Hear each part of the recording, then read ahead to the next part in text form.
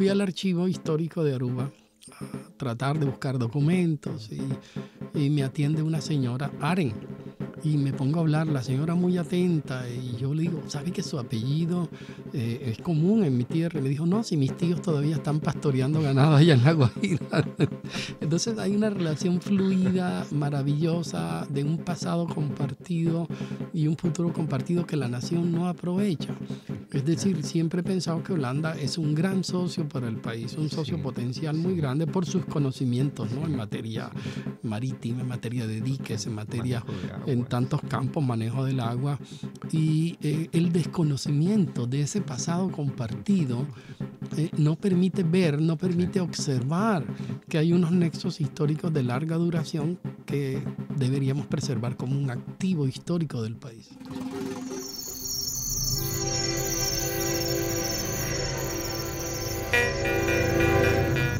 Kuchima, palabra portadora de noticias. Conversaciones con Wilder Guerra.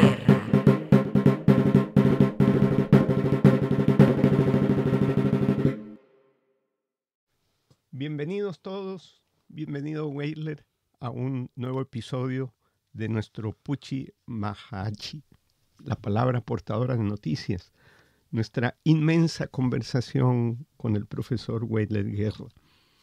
Wilder, en el episodio anterior quedamos truncos. Hubo temas que se nos quedaron en el tintero sobre la presencia alemana en el Caribe colombiano. Y yo te quería sorprender en este momento con un libro de un autor alemán que es un autor que escribió un número asombroso de novelas, de aventuras, de exploradores, que vivió a finales del siglo XIX, sin el cual es muy difícil comprender la cierta cultura de los alemanes, sobre todo en esa época, porque era un autor absolutamente popular. En una de nuestras primeras conversaciones, a mí me sorprendió muchísimo saber que tú leías a Karl May en Riohacha. Increíble. Desde mi infancia. Por alguna razón, un señor que tenía una ferretería, librería, un negocio, llevaba libros de Karl May. Y yo era un suscriptor, puede decirse, porque el libro nuevo que llegaba lo compraba. Allí conocí a los personajes, a Winnetou, el famoso jefe indígena que con diversos pueblos, retazos de pueblos, Karl May construyó. El famoso rifle Henry, que disparaba hasta 10 balas y era una herramienta tecnológica innovadora en el viejo oeste. Es increíble la influencia de Karl May, sobre todo en Alemania, y esa admiración por el lejano oeste, un lejano oeste construido mucho con la imaginación de Karl May, y esa relación entre su personaje principal y Winnetou, el jefe indígena que inspiró tantas obras de cine también, como La venganza de Winnetou, clásicos del cine, pero la expansión, cómo compartimos nosotros, tanto en Alemania como en Colombia, la admiración por Karl May. Por eso nos preocupó cuando el año pasado o antepasado empezaron a retirar algunas obras de Karl May por racista, por discriminatorio en sus afirmaciones, lo cual no es cierto. Karl May es un hombre que escribió en su época y hay que verlo a la luz de lo que en esa época se consideraba en su tiempo. Seguramente lo hizo sin mala fe, pero sin sus aventuras yo no hubiera podido disfrutar mi infancia. O sea, está llena de figuras como Karl May. La ministra de Cultura de Alemania dijo, cuando se dio la polémica sobre si retiraban o no la obras de Karl May, que ese había sido su primer amor, dijo la ministra de Cultura, y comparto y entiendo eso. Mucho de esa representación del lejano oeste norteamericano entre los alemanes que perdura hasta hoy se le debe a Karl May. Sí, sin duda. Conozco a una experta en Karl May que afirmaba que no era posible entender la cultura alemana, el espíritu alemán, sin haber leído y entender a Karl May, que fue también un autor que leí y releí cientos de veces. Yo lo asocio mucho, Weidler, con la fascinación que a los alemanes les despierta el lejano oeste en el sentido de todo lo que está por fuera de Alemania. Por eso tú encuentras alemanes explorando y viviendo en muchas partes del mundo, es mi hipótesis. Y en el Caribe esa fascinación de los alemanes también se expresó desde muy temprano, como conversábamos en nuestra sesión pasada. Hay alemanes y digamos, personas de origen alemán que fueron muy importantes en el Caribe. Weidler, tú mencionabas el otro día a alguien, un geólogo letón.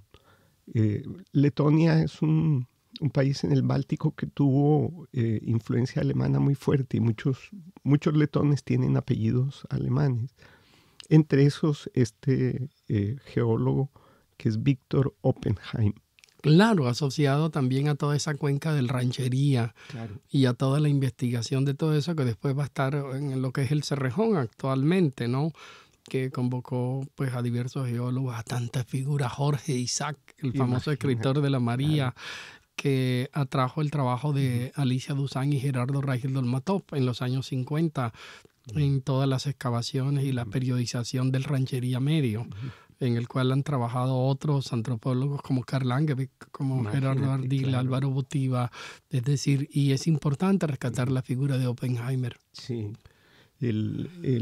fue el geólogo que hizo el primer mapa geológico de Colombia y con una historia verdaderamente fascinante, vale la pena recuperarlo. Parecido al caso de Oppenheim, Weidler, está el de otro letón alemán, biólogo, zoólogo, Federico Medem, que junto con George Dahl, que fue sueco, tuvieron una incidencia muy importante en la llanura del Sinú porque estudiaron la fauna, los peces, tortugas, y además también él fue reconocido como herpetólogo. Estuvo en Villavicencio y una de sus obras que es clásica fue su trabajo sobre representaciones zoomorfas en toda la cerámica o en todo lo precolombino. Trabajó eso, que fue fascinante, es esa conexión que han sido tan importantes para las ciencias sociales, y a él se le debe, es entre otras muchas aportaciones al país, pero es clave su aporte en ese sentido. Sí, sí. De Medem es interesante saber, Weidler, que era conde. Nació en un castillo. Su verdadero nombre era Friedrich von Medem, Graf von Medem. Un personaje muy valioso, muy interesante. Murió en Colombia.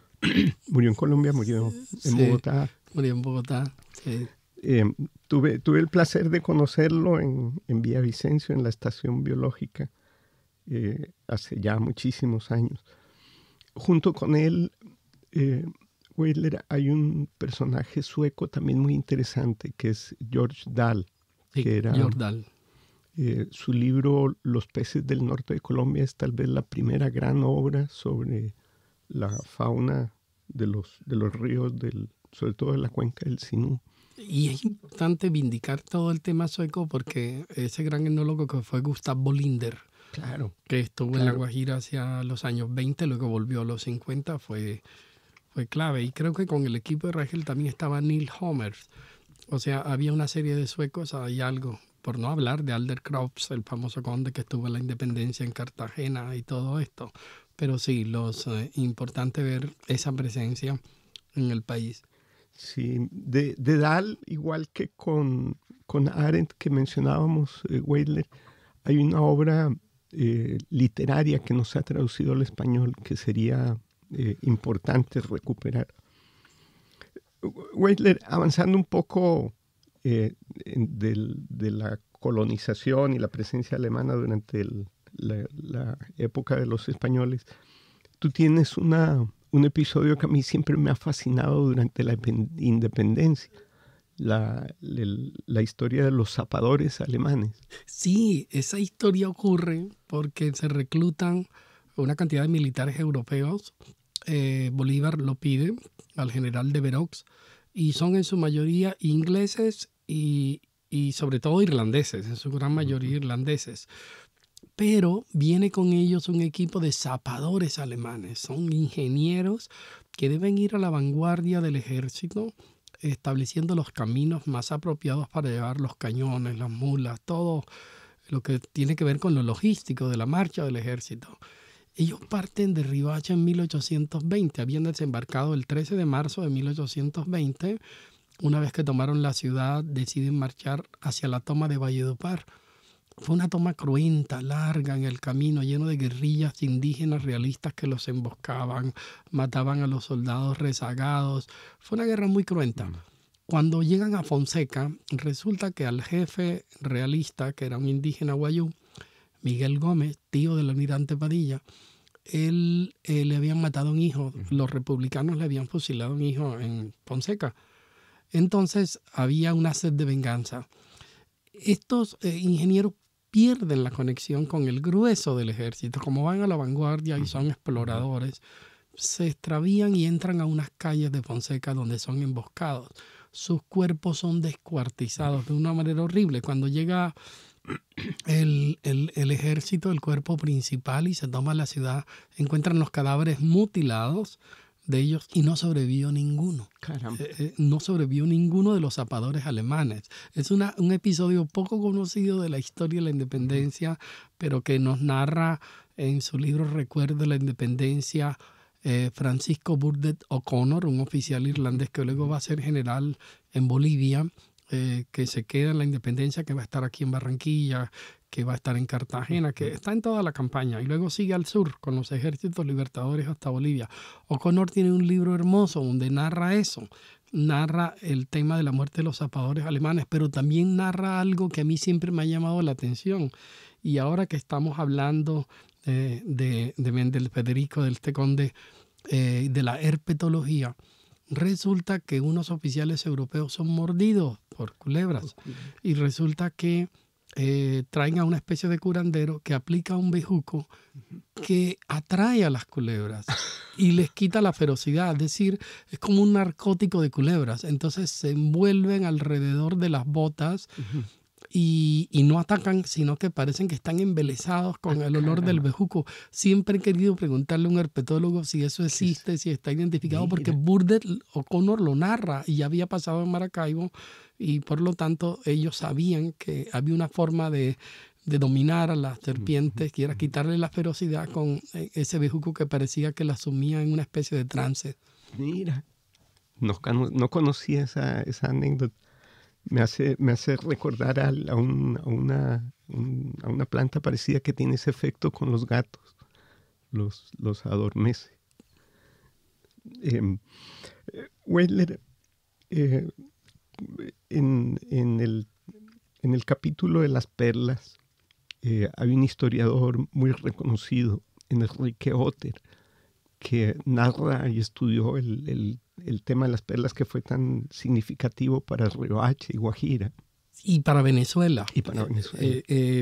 Enrique Otter es realmente un referente insoslayable en los estudios sobre perlas. La obra clásica en el Caribe, para entender el Caribe, es Las perlas del Caribe. La historia de Nueva Cádiz de Cubagua, en Venezuela, pero que es una ciudad móvil que luego pasa a Riohacha y de ahí a Panamá. Son ciudades perleras que se mueven. El profesor Otter, un investigador riguroso, no solo se tomó el trabajo de estudiar la economía perlera, de establecer la producción anual de las perlas en marco. Se medía, el marco era una medida del siglo XVI que equivale a media libra. Entonces podía conocer la producción anual por las remisiones que se hacían a España desde los barcos, y él así pudo estudiar económicamente los periodos de auge y declive de las ciudades perleras, en este caso Cubagua.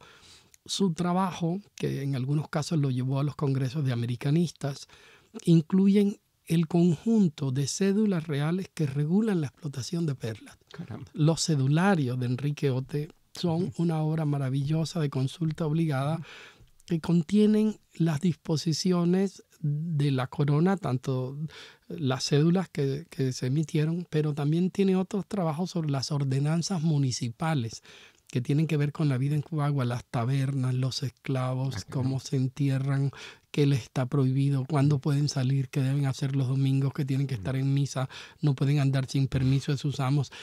Ese trabajo de Ote es maravilloso porque toma toda la historia de la ciudad de Nueva Cádiz de Cubagua, más o menos 1510 ya era una población, había sido poblada antes, pero es ciudad después, y se acaba hacia 1538, 37, cuando las perlas decaen y un huracán de la época destruye la ciudad. Entre los piratas, los huracanes y la escasez de las perlas, la ciudad tiene que irse, no desaparece, reaparece con otro nombre en el Cabo de la Vela, pero después dicen, estas ciudades son una misma cosa.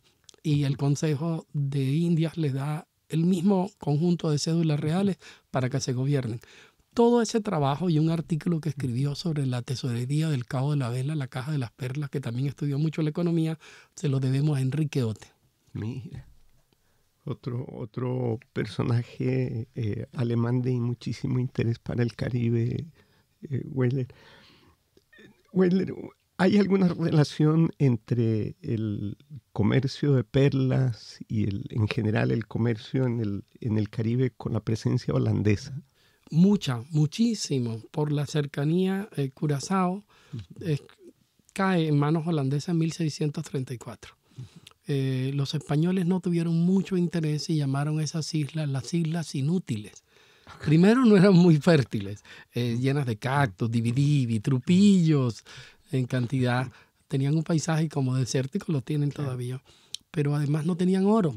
Entonces los llamaron las Islas Inútiles. Sus habitantes fueron llamados gigantes porque eran indígenas de una alta estatura que asombraba a los españoles que eran de baja estatura, medianos. Entonces le pusieron las Islas de los Gigantes o también las Islas Inútiles, Aruba, Bonaire, Curazao. Y es allí en donde toda una serie de holandeses que habían sido expulsados de Brasil, no olvidemos que ellos habían poblado el Brasil, las costas brasileras, vienen y se establecen en Curazao en 1634 y los judíos que están en Ámsterdam atraídos y muchos que venían de ahí se asientan en Curazao, que empieza a comerciar con todas estas costas de lo que hoy llamamos Sudamérica. Pero como eran judíos, establecieron alianzas étnicas con otros pueblos.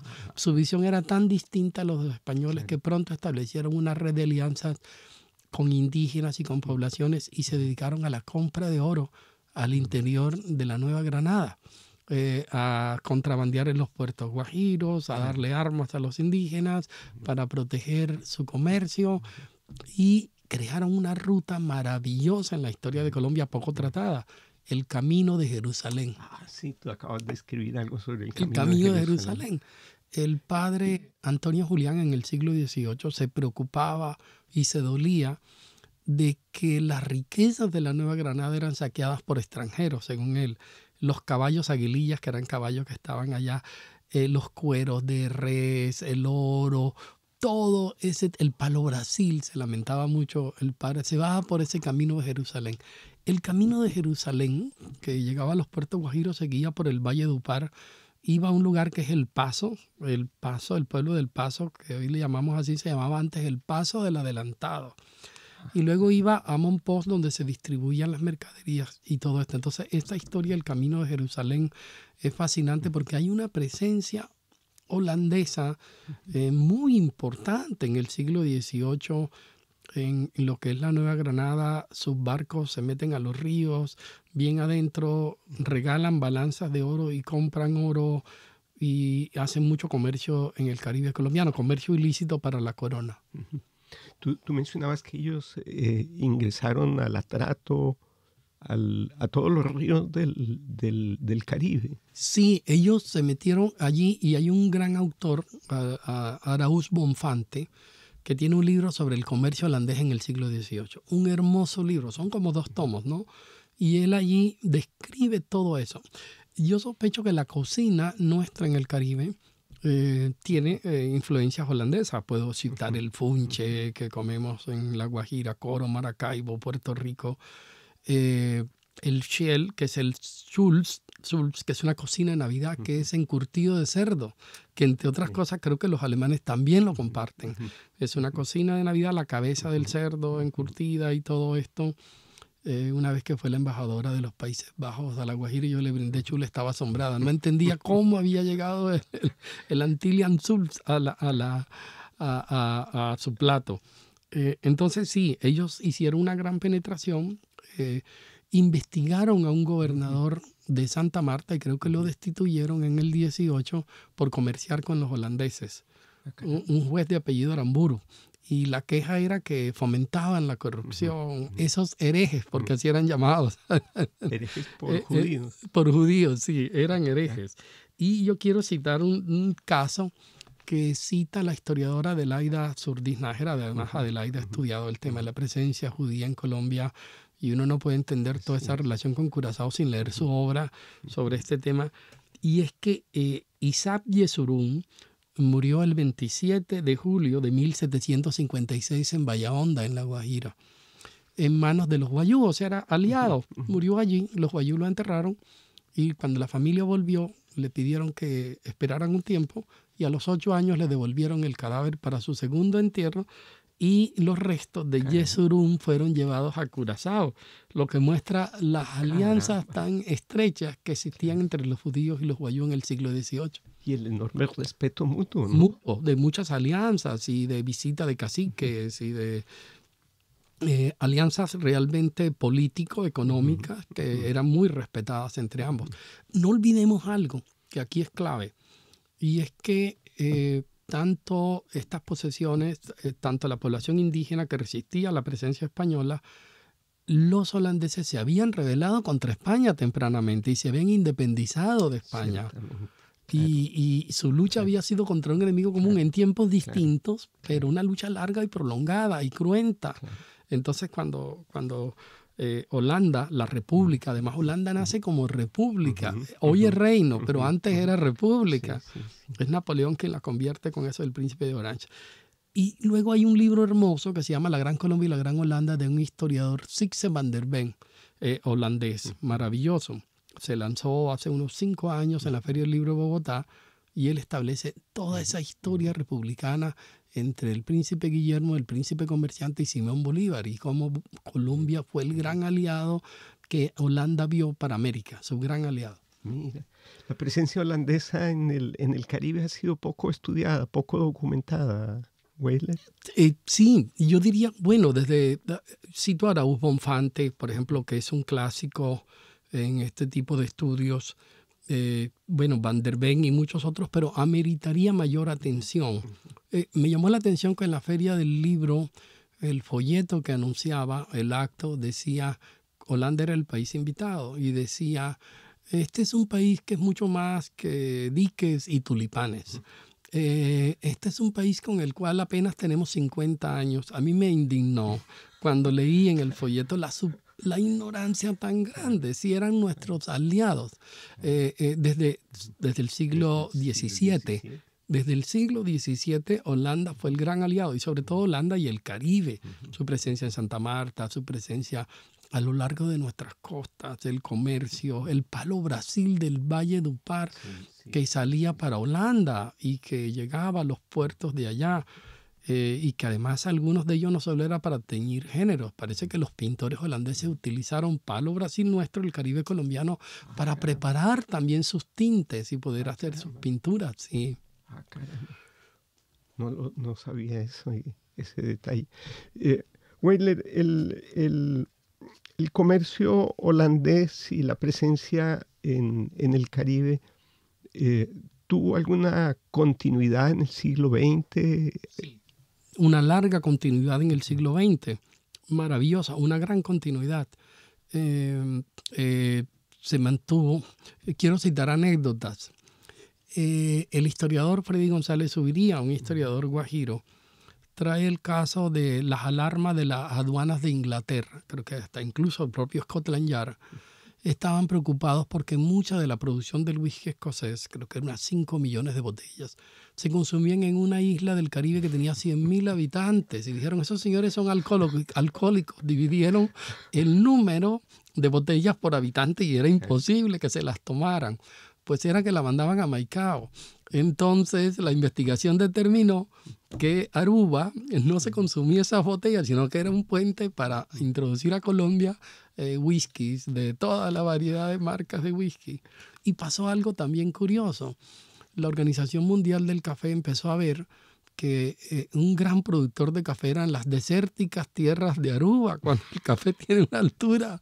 Y entonces resulta que Aruba aparecía en las estadísticas. Mandaron una misión a Aruba y parece que el comerciante de Aruba, hay un hermoso libro, Café en Aruba, de Benjamín Romero, un periodista de allá, los lleva a las costas de Venezuela fértiles, ¿no? Y les muestra Venezuela como si fuera Aruba, pero porque en esos cerros desérticos de Aruba no pueden hacer café.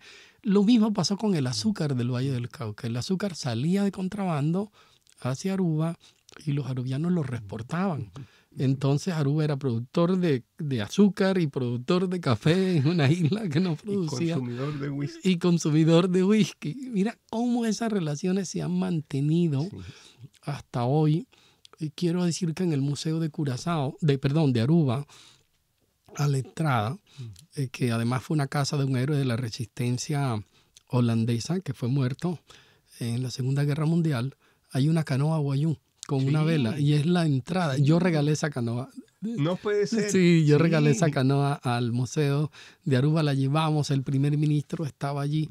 Hay una cosa que quiero confesar, no sé si eso me va a determinar, y fue que era un objeto cultural y había que enviarlo y ellos estaban afanados. Y yo lo envié por las clásicas rutas de comunicación y el primer ministro la recibió. Partió como contrabando, pero fue recibida muy oficialmente por el primer ministro de Aruba y hoy está en el Museo de Arqueología de Aruba.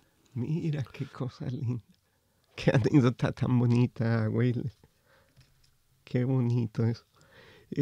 Weyleth, la sal, ¿se comercializaba la sal? Sí. ¿Se producía sal? Claro, desde temprano. Las salinas de Araya, venezolanas, fueron una ruta y fueron un material de comercio muy importante con los holandeses. Los holandeses comerciaron sal de Sudamérica. Claro, eludiendo, por supuesto, todas las prohibiciones de la corona de hacerlo. Pero Araújo Bonfante lo documenta y hay un libro que se llama así, Las Salinas de Araya, que publicó la Biblioteca de la Academia Venezolana de Historia, una colección de libros amarillos maravillosos, una obra vasta para la historiografía de América. Y sí, las salinas fueron muy importantes. La sal se vendió, perlas, sal, palo Brasil, que fue muy importante, ganado. El ganado, hay que ver que producía unas cosas que eran cueros, que se podían conservar, y el sebo que servía para las lámparas. Claro. Entonces, además de ganado en pie o de tasajo, de toda la carne seca, se producían estos derivados del ganado que allí estaban. Pero a la vez los holandeses traían jamones, losas, las famosas vajillas de la Compañía de Indias, de la cual Gabo habla en Macondo. Efectivamente, las vajillas de la Compañía de las Indias Occidentales fueron muy famosas. La WIC, la famosa WIC, que hubo dos compañías, la de las Indias Orientales, que iba a Asia, África, y la de Indias Occidentales, que se quedaba aquí. Holanda dividió su comercio marítimo en esa manera, y a nosotros nos llegaban las losas, las vajillas, los barriles de vino, los géneros. La palabra Holland, la tela Holland es de Holanda, es las camisas de Holanda, las telas de Holland, realmente son géneros de Holanda. Mira cómo influyó Holanda en el Caribe colombiano. Weyleth, a uno le sorprende que los holandeses, tuvieran una influencia tan fuerte en el transporte, en la navegación, en el comercio, mas no se asentaran en sitios de interés comercial, que fueron ocupados por sirio-libaneses, palestinos. Tú mencionaste ahorita a Maicao. ¿En qué momento la presencia de migrantes del Oriente cercano se estableció en La Guajira con una fuerza tan arrolladora, digamos? Finales del 19 y principios del 20, y eran cristianos. Figuras como don José Abuchaibe, que estamos preparando en la Universidad del Norte sus memorias, las memorias de un comerciante palestino. Don José Abuchaibe, hermano de Nicolás Abuchaibe, fue un pionero de la economía y todo esto, pero la relación con Holanda es con Riohacha, no con Maicao, que es muy nuevo. Era con Riohacha y sí se establecieron. Por ejemplo, y si repasamos la presencia holandesa, Ciénaga, por ejemplo, los Pinedo son judíos sefarditas que se establecen en Riohacha, se expanden después a Santa Marta, pero si vemos a los Correa Enríquez, por así decirlo, o si vemos a los Cortizos, Ernesto Cortizos, a quien se le debe el nombre del aeropuerto, ese pionero aviador, era de origen judío. Evaristo Zurdiz, ese candidato a la presidencia de Colombia de origen judío, y pudiéramos mencionar muchos judíos holandeses que se establecieron en Barranquilla, en Santa Marta y en Riohacha fundamentalmente, y apellidos que hoy vemos como locales son de origen judío. Los Roy, por ejemplo, la familia Roy, hay acordeoneros de vallenato, que según me contaba Elaida Zurdiz, no existía el apellido, sino que era una abreviatura comercial de Rodríguez, y se firmaban Roy, y los descendientes tomaron la abreviatura como apellido. Pero son muchas familias. Estos migrantes judíos sefardíes que venían de Aruba y Curazao, ¿eran todos o en su mayoría de origen holandés o español? No, eran holandeses. Lo que ocurre es que cuando se hace la persecución contra los judíos en España, que ellos se refugian en Portugal, luego te traslada a Ámsterdam. Y de Ámsterdam, cuando ven que América se abre como una gran ventana de posibilidades comerciales, ellos vienen. Y se establecen en Curazao. Curazao es el gran puerto del Caribe desde el cual Holanda hace toda esa expansión tan grande, porque hay familias que se asientan en Coro, en lo que hoy es Venezuela, en Santo Domingo, y lo curioso es que se cristianizan, y las familias hoy son cristianas. Hay un hermoso libro que se llama Una vez judíos. Es un libro sobre la migración en el Caribe, Una vez judíos. Mira, claro, porque hay muchísimos apellidos de origen judío sefardí en Barranquilla, algunos de los cuales claramente son holandeses, ¿no? De Hart, por ejemplo. Sí. Otros no tanto, de Castro, que también. Entonces sí, hay muchos. Pero puedo citar apellidos holandeses como Van Lenden o Van der Lenden, Van Grieken, Aren, Cohen, Weber, Van Cohen-Oven.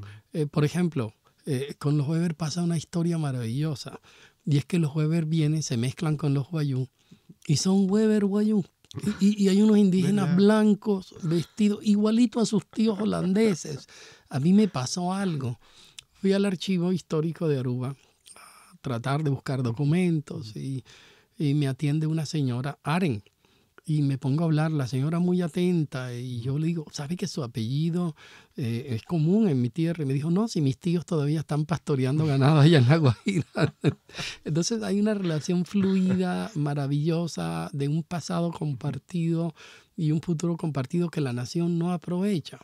Es decir, siempre he pensado que Holanda es un gran socio para el país, un socio potencial muy grande por sus conocimientos, ¿no? En materia marítima, en materia de diques, en materia en tantos campos, manejo del agua, y el desconocimiento de ese pasado compartido no permite ver, no permite observar que hay unos nexos históricos de larga duración que deberíamos preservar como un activo histórico del país. Y sobre el cual se pueden construir futuros imaginados muy positivos, ciertamente.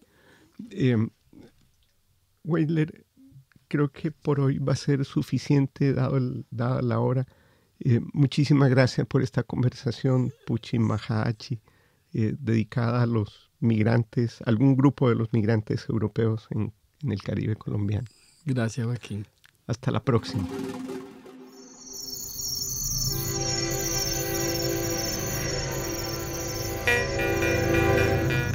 Puchima, palabra portadora de noticia.